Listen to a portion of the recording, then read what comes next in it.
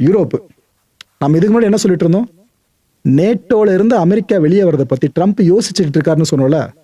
இதுவே ஆப்போசிட்ல இருக்கவங்க யோசிச்சானா, நேட்டோல மற்ற உறுப்பு நாடுகள் இருக்குல்ல, அவங்கெல்லாம் அமெரிக்கா இன்னும் நேட்டோல இருக்கணுமா? ஏன்னா இவ்வளோ பிரச்சனை இழுத்து விட்டுட்டு இருக்காப்ல, நம்ம அமைப்பை பத்தி கேவலமா பேசுறாப்ல, காது கொடுத்து கேட்க முடியல. நம்ம தலைவரும் இந்த சீஃப் இருக்கார்ல, மார்க் ரூட், இவரும் போயிட்டு ஃபுல்லா ஐயா நீ வாழ்க உன் புகழ் வாழ்கன்னு ஃபுல்லா ட்ரம்ப் கூட தான் உட்காந்து பேசிட்டு இருக்காரு. நம்ம சொல்றத காது கொடுத்து கேட்கற மாதிரியும் தெரியல. அமெரிக்கா நம்மளுக்கு தேவையான யூரோப் கண்ட்ரிஸ் தான் யோசிக்க ஆரம்பிச்சிருச்சாங்க நேட்டோல. இது ஒரு புது ட்விஸ்ட். இதை நம்ம யாருமே யோசிச்சு பார்த்துருக்க மாட்டோம்.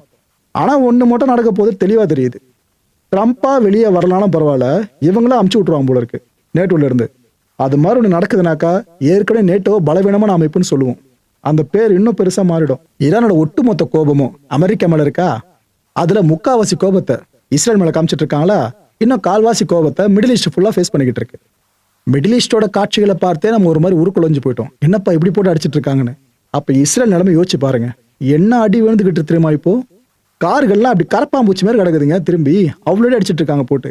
குறிப்பா இஸ்ரேலோட ஹைஃபா பகுதி இருக்குல்ல, அங்க மரண அடியை கொடுத்துக்கிட்டு இருக்கு ஈரான். அங்க என்டையர் இஸ்ரேல் முழுக்கவே பாத்தீங்கன்னா இப்ப வரைக்கும் த்ரெட்டுக்குள்ளதான் இருக்கு. சைரன்ஸ் தொடர்ந்து ஒழிச்சுக்கிட்டே தான் இருக்கு. அங்க இருக்க சிவிலியன்ஸும் இருக்க ஆபத்துங்க. ஈரானால 2 பேர் இப்ப கொல்லப்பட்டிருக்காங்க வேற, சிவிலியன்ஸ் இஸ்ரேல்ல. அந்த விஷயம் இப்ப வெளியே வந்திருக்கு.